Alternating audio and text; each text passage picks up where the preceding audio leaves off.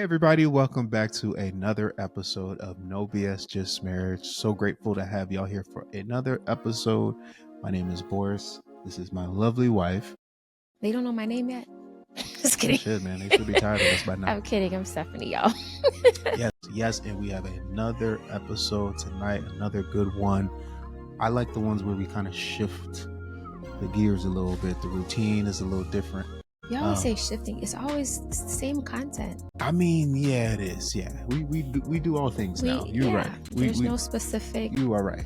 We got a lot to talk about always. So, but the agenda today, we are just jump right in. We're speaking on the Book of Proverbs a little bit. Not just the book. We're not just gonna preach at y'all. Not gonna give y'all the scripture of wisdom and righteousness and all that. But we recently started Bible plan together. So not too much context there, but me, you, your sister, and Karen, one of our friends, we decided to do the Bible plan together for the Book of Proverbs, just for us all to hold each other accountable, kind of get some insight and words from God about how to just live right, live life in a right way. No one's perfect. Of course, we all know that, but just a sense of, we felt like we can be each other's shoulder to lean on. And of course, doing all that with God at the center, we feel like there was no better book than Proverbs to do that. So am I talking too much? You got anything to put in before I kind of go? No, I agree with everything you've said. And Proverbs is essentially just a book of teaching. I feel like it's a book that will help humble you in a lot of different ways, especially if you're not sure how to walk with the Lord in certain areas. Amen. And so it's just a great guide and tool to use when you're just kind of lost or not really understanding which way to go in your faith. So I love Proverbs. It's my second time reading it, and we're reading it with our friends because we just enjoy letting other people know, like, this is what made me, I don't know, it made me happy reading it. And so I just wanted to share the joy, helping them read it for their first time and and then also understanding and seeing if there was a different perspective that I didn't catch the first time around. So I know that me personally, I read, obviously just reading the Bible, I read Proverbs, but I also did this exact plan with my two brothers, my prayer group, Tayo and Jamal. We did this when, I know Jamal was going through something pretty deep and he was struggling with, ways to cope and try to figure out, how to move correctly. And we did this plan together and it helped. So, I suggested that we do it as well for the four of us. And just to give some biblical context, what is Proverbs? So Proverbs is the book that Solomon wrote. Solomon, if I'm not mistaken, I hope I'm so right, he's the son of David. He's the son of David. He's known to be one of, if not the most wise person to live. So this is literally his poetry, his journaling, his teachings to everybody of the way to live in his eyes, which essentially is the right way to live. It's in the Bible. Yeah, it's the book of wisdom, if you didn't say that already. It's the book of wisdom, exactly. So we didn't really explain what we're going to do in this episode, but we just we're going to talk about 3 specific verses throughout Proverbs, but especially throughout this plan that we're doing together that stuck out to us in our time. We know God speaks to us in seasons, and I think each time we read, or at least each time I read a verse or a chapter, I hear something different from him. I collect different information. He tells me a different way to move. He talks about different stories in the life that I'm going through and how to respond. And we'll talk about just that in these 3 specific verses. So I'll let you go first, babe. Let's talk about your first verse. Jump right into it, huh? Yes. So my favorite verse in Proverbs is chapter 21, verse 31. It says, "You can prepare your horses for battle, but only the Lord can give you the victory." This verse literally humbles me every single time. Why? Because I'm type A. I'm type A and I'm a planner. I literally have to have a task for everything that I do. I think far ahead and I always try to make sure that whatever I'm doing in 6 months is going to be organized and tailored and to perfection and how I want it to look like in 6 months, right? Never. So yeah, so I'll continue to do the research, I'll make the list, and I'll line up everything as much as I can. But the truth is, I can prepare all day, all night, but if God does not breathe on it, it's not going anywhere. I like that. That's Mm-hmm. one of the songs in my list. God breathes by Kanye West. Hmm. Nothing. I just, my minds go everywhere, but I love that. That's beautiful. Thanks. And I guess I could give like another example why I really like that verse, just to piggyback on our, fertility journey. And I know we've tried a lot, right? We've taken people's advice. Like I'm taking so many different vitamins and supplements that I think that will help me get pregnant this time around. And pretty much that is me preparing the horses, right? But the victory really means that it's in God's hands essentially. And honestly, that's hard for me because I feel like I want control, Mm-hmm. and I want to know the plan, but God keeps reminding me that the outcome isn't mine to hold. Hmm. So that's why this verse means so much to me. And I mean, you can apply it in any way Yeah. that you're dealing with in your own life and circumstances, but that's how it speaks to me in our fertility journey. So, I think that's deep. I think you just made me think of, say this on every episode. We spoke on in a different episode how your childhood has forced you to have a trait where you want to be in control of everything. mhm.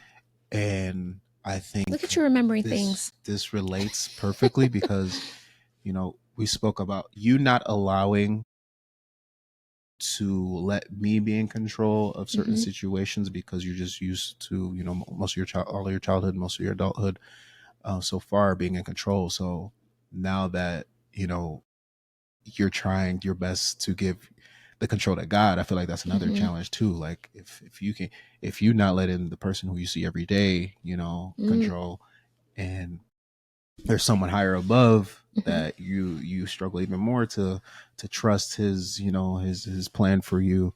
I Yeah. think that's huge. That's something that's difficult to just rest on and accept and just completely trust in. So yeah, that's something you got to work. This is a great verse. I think you explained that perfectly. I Mhm. think that's something you should pray on a lot. I'll pray on that with you. Thank you. I feel like You're you welcome. just clocked me.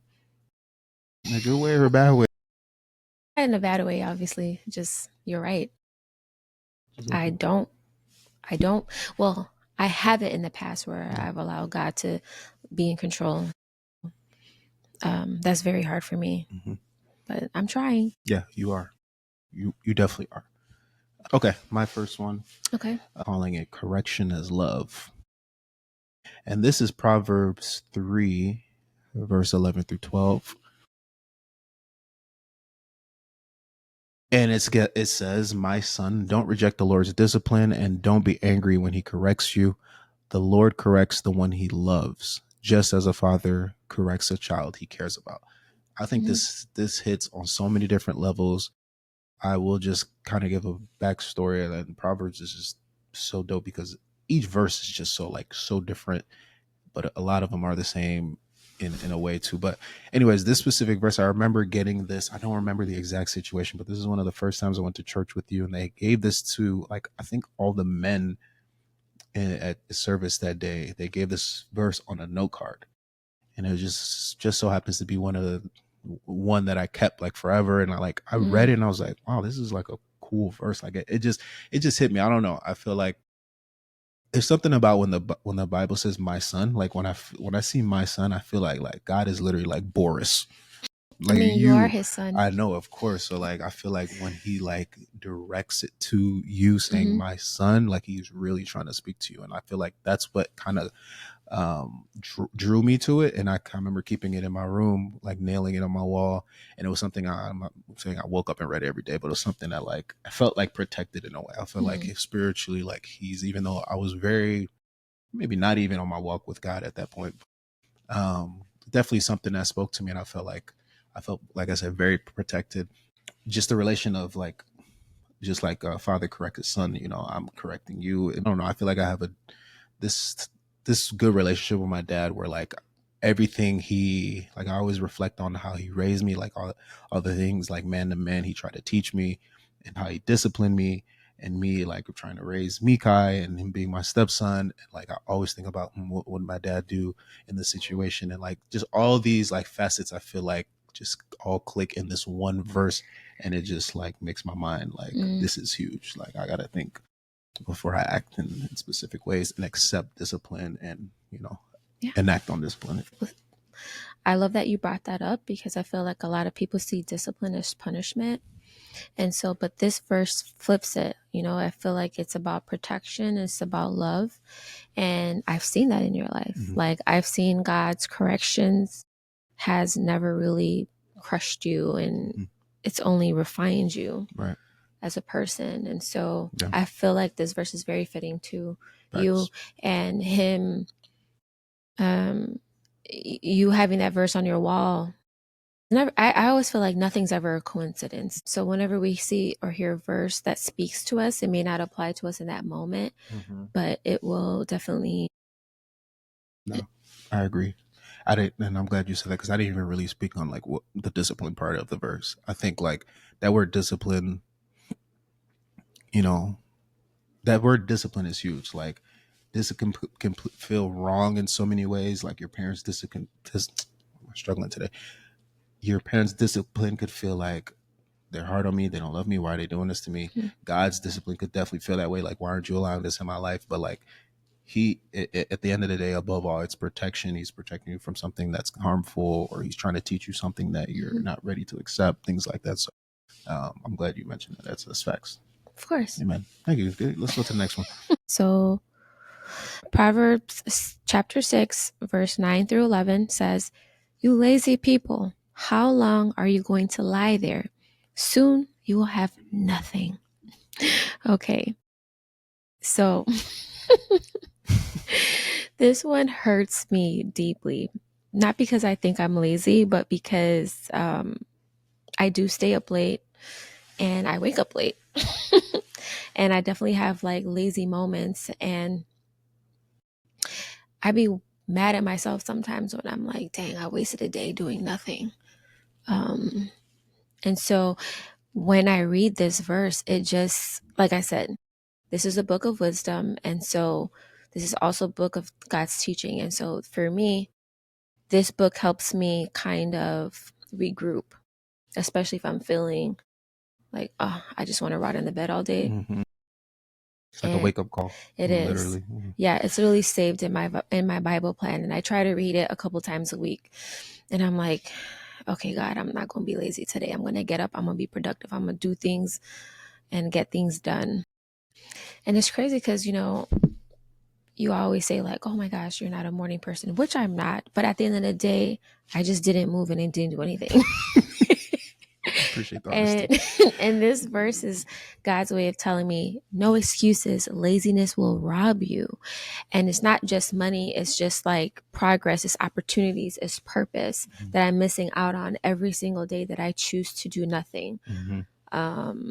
Like you said, this is a huge wake up call for me. And this helps me realign myself throughout the day. And what hits me the most is always realizing that the enemy doesn't always attack me with sin, right? The enemy sometimes just makes me stagnant.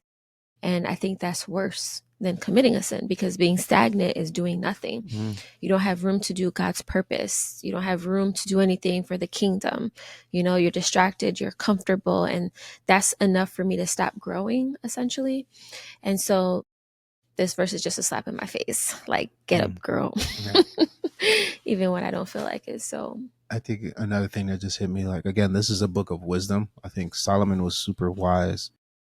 He had the brain power to like know all the right things and how to move, mhm, and I think it's important that like he the him us stressing the fact that, or God stressing the fact that he's a wise person, and a wise person telling you it's important to not be lazy. mhm. Like wisdom knowledge doesn't come with just sitting around. Like you literally Yeah. got to get up and go through life, or seek to learn something in order to have wisdom and essentially like win at life. So I think that was a great verse to pick. I'll go into mine. Wisdom over wealth. This was one that stuck to me too. This is Proverbs chapter 8, verse 10 through 11, which says, choose discipline over silver and knowledge over the finest gold. Wisdom is better than pearls, and nothing you desire compares with her. Mm-hmm. So, this one again, one of my favorites. He's the wisest man ever to live, and he's literally telling us, wisdom and knowledge outweigh everything else we could chase. Mm-hmm. He's someone who's asked God for riches. Again, he's the smartest man alive because God, you know, damn, Sorry. it's late, y'all. It's late. He wasn't just born with this wisdom. God blessed him with this wisdom. But in fact, in the Bible, if you read, I don't know what book it is, but Solomon asked God for wisdom. Literally, Mm. he's like, I want to be the smartest. I want to know all these things. And Maybe it was the Book of Solomon. man, I just sometimes I mean, it may not, but it can be. sometimes the books don't align with the name. But anyways, he asked for wisdom and knowledge, and God was like, you know what, I'm gonna give you that, plus I'm gonna give you riches. I'm gonna give Mm-hmm. you, glory in so many ways. I think that says a lot. Like, that shifts the way I think about and how I look at success. We Mm-hmm. want to chase money, we want to chase status, but ultimately the number one thing we should be chasing, I don't know about number one, but one thing that's very, very important is chasing that wisdom, and chasing, yes, it is number one, chasing that wisdom and your relationship with God, because he will bless you with multiple more things, and no, multiple more No, things. It's late. I don't know how to speak right now. it's okay. Did that make sense? No, that makes a lot of Okay. sense, and I've had to change my prayer a couple times because, you know, in times of financial crisis, I'll be like, Lord, just give me some money, please, Mm-hmm. just a little bit, you know, help me, um, like help, touch my bank account here and there. But in reality, we shouldn't be praying for money. We should be praying for wisdom so that Mm-hmm. He gives us the wisdom to find Right. money. The skills and the tools. Yes, it's literally all aligned. No, that's good. That was perfect. Thank you for that. You see, you know how to end my sentences. You know how to end my sentences. Ooh, Oh my gosh. So last one each already. it is. Okay, so this verse here, I'm not gonna lie, some of these verses don't be making sense to me in the moment. Like, I overthink a lot of things. I'm just like, what are you saying here? And it's as I understood it more, I'm like, oh, okay, it's not as complicated as it seems. But anyway, this one's Proverbs 14, verse 4. It says, a barn with no cattle might be clean, but strong bulls are needed for a good harvest. I need you to break that down because it's still not clocking to me. So when I read that verse, I'm like, bro, I don't understand what this means.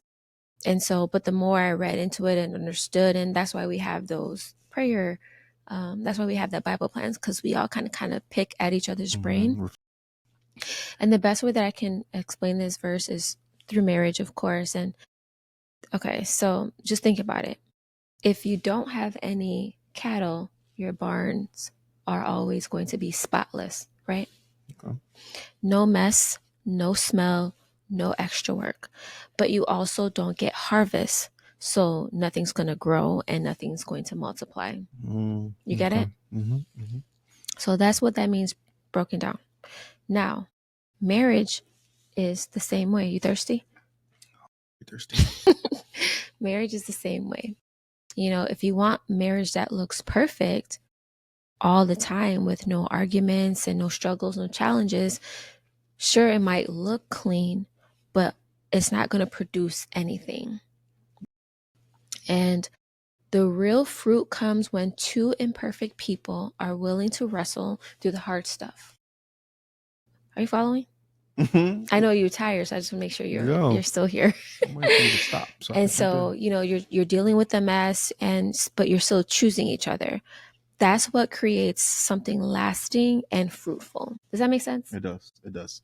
So essentially, it's what it's saying is like the mess in the barn is proving that something's alive. Like a barn with no mess is dead. Ultimately, there's Yes. nothing in there. So a marriage with no conflict at all, I don't think that's not intimacy. It's more so like avoidance. Like, you're not filling it with all the fruits, whatever, the animals in the barn that enable to make it like create something. I don't know if that makes sense. I feel like if it's empty, it's not real. If there's nothing in it of substance, and there's something that you can, with those things that are in it, like you can allow it to grow and turn it to something fruitful or something that is beneficial. So I don't know. Did that make sense? Is it clear? No, no, that makes a lot of sense. Okay. And like for those that want to kind of understand what the strong bull represents, it's pretty much the effort, the sacrifices, and sometimes even the uncomfortable parts of a relationship and marriage. It's not neat or perfect, but it's what produces love, intimacy, and growth within a marriage. Got you.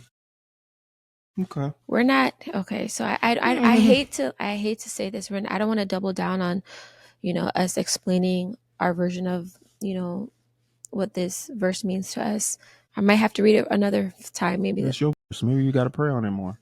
I mean, you picked it for a reason. So Yeah, no, I did. And so maybe I just will need to just let God speak more exactly. to me about it. So, No, I, I do like it though. I think it does. yes. It has some strong meaning behind it, especially for a marriage. Um, okay, so back down to my last one, and we'll wrap it up. So this one was actually a verse from today, Hmm. and I gotta give a little background on this Quickly. because very quickly I read this verse today. This was in the Proverbs plan today, and I read it right before a situation where it immediately was like put into practice. Like I had a mindset of putting into practice, but didn't think it was gonna be that soon. This one is Proverbs chapter 25, verse 21 and 22, which says, if your enemies are hungry, give them something to eat. If they are thirsty, give them some water. This will make them feel the burning pain of shame, and the Lord will reward you for being good to them. Mm. Bro, so I read this. We've had some issues with some people, we'll just say some people in our neighborhood who we feel are like attacking us in a way that's just unfair, and like, we know how to stand our ground. We never feel bullied or nothing like that. But we definitely want to respond in ways that are not combative, or in a way that's I mean, oh my gosh, God's still working on when me. we're trying to, you know in our journey right now, we're trying to be more Christ-like. We're trying to react in ways of Hmm. wisdom, as Solomon is teaching us. We don't want to react in ways that are negative at the end of the day. And it's just crazy because I was like wrestling in my sleep this morning. So I was like, let me just do my Bible plan early, whatever, while I'm in bed. I read it, still had time Which to. is a coincidence because you usually do a Bible plan like after you get up and do No, that's things what I'm around us. saying. But I if feel like you got to give context. right, so I usually wake up right on my alarm, walk Bella, take Mika to school, go in the basement, in my zone, and that's when I, Bible out. But this morning, and whenever I can't like sleep a little bit, and I have like 20 minutes to spare, I'm like, let me go in the Bible while I'm in the bed. So this happened this morning, and I read our plan. I was the first one, obviously, from us to read it this morning. This was the verse that stood out to me in chapter 25. And, I reflected on that, put it in our reflection. People responded and stuff. Like I said, it immediately was put into practice, because when we think of our enemies, or, I think that even Proverbs talks about your neighbor, treat your neighbor as you would treat, whatever. Um, The neighbor doesn't really technically mean neighbor. I know, but it's It's just just a like, coincidence. This is actually our right, neighbor. right.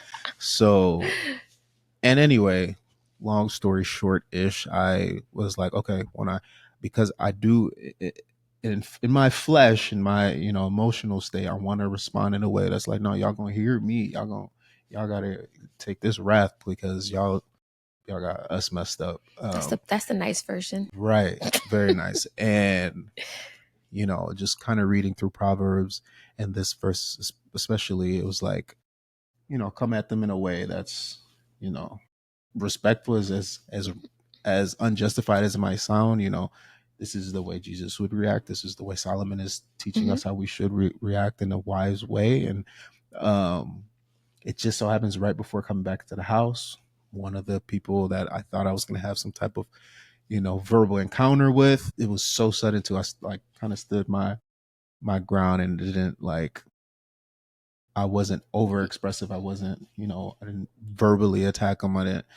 I literally thought of this verse. I'm like, wow, I gotta be cool right now. And the part that says, this will make them feel burning pain of shame, and the Lord will reward you for being good to them. Like, I literally was killing them with kindness, and in a way that you know they were making remarks as if like we represent, or we are these type of people that are the opposite of that, and Mm-hmm. we allow the opposite of that. And I think it was just such a shock to this person to see like, wow, this dude is really like actually pretty kind, and like, and they were so apologetic and legit felt so wrong for being a part of these people who were just attacking us for no reason. And it was like, and like I remember when I texted the group chat, you were like, "Oh my gosh, I can't wait to hear the story." Number one, I wouldn't call our neighbors our enemies, but we living in this area for about 5 years now.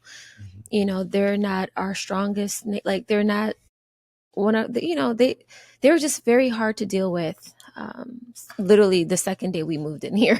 So, Yeah, it's another story. um, like Boris said, we never had real like altercations with them.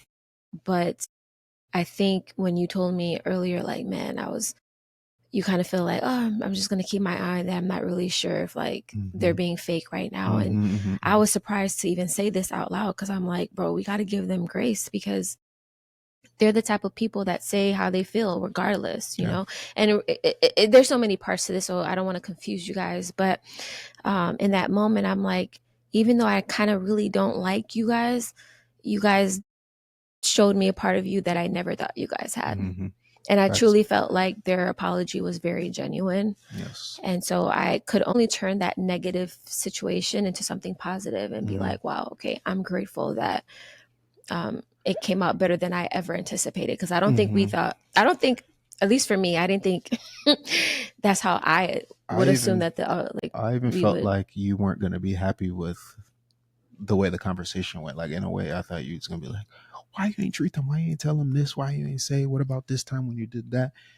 But you did not. You literally did the opposite. You just immediately like related it to the Bible, and you was like, and you went back. You said, "Oh, I got to read the proper. I got to read the verse." And you were speaking on how it says, "If your enemies are hungry, give them something to eat. If they're thirsty, give them some water." And it's like, obviously, this sounds like a physical, like literal, um, gesture, but it's more of a spiritual and like emotional. Like, we were killing them with kindness. We were feeding them, Mm-hmm, with spiritual water. Or like, I know it sounds mm-hmm. kind of corny, but like they were hungry. We're like feeding them with our kindness. And I didn't really think of it that way until you said that, and it was cool. That was your immediate response. So That was the that Holy Spirit, that honey. was yeah, yeah, That yeah. was That not wasn't me. Stephanie.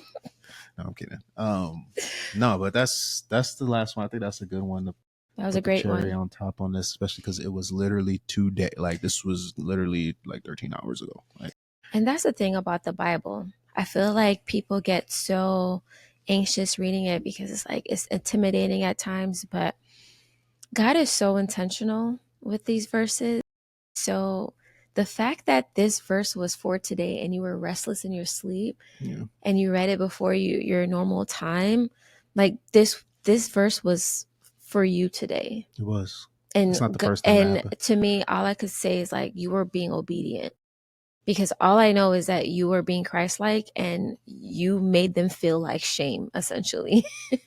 So Bro, that kind of gives me a little joy inside because I don't this know who they thought we were, I but feel like, and yeah, this we could have a whole episode on the whole story on that, but I just want to say one thing. I think this is another reason why like I will always vouch so much for the Bible app on my phone. I know there's so many mixed feelings about physical Bible, and I mean, I'm sure, of course, God doesn't.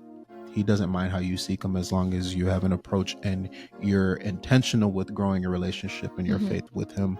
So to those who like always like, what's the word? I don't know the word, but compare a Bible, the physical Bible, to the app. I love the app, the Bible app, because again, there's plans you can do. There's so many different types of interactive and like communal.